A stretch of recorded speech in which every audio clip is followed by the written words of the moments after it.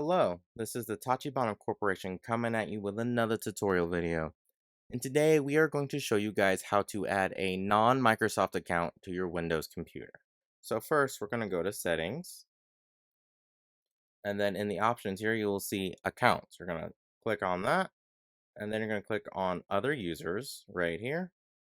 And then after it loads it all up, you will see Add Someone Else to this PC.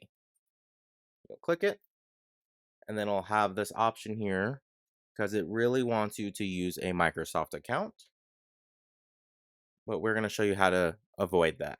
So it says right here, I don't have a person's sign-in information. You'll click that, and then it'll try one last time to get you to sign in or create a Microsoft account. And then the option is right here, add a user without a Microsoft account. And you click that, and then here we can say test. Not going to give it a password, so we'll hit next. And then right here, you can see that there is another account.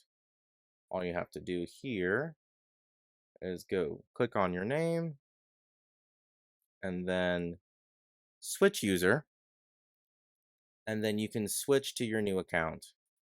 The process is very similar if you add someone that has a Microsoft account. Unfortunately, not everyone wants to add their Microsoft account to someone else's computer. Now, I do believe that is the end of our tutorial. Let us know down in the comments what you would like us to do a tutorial over next, and we will go ahead and catch you guys next time.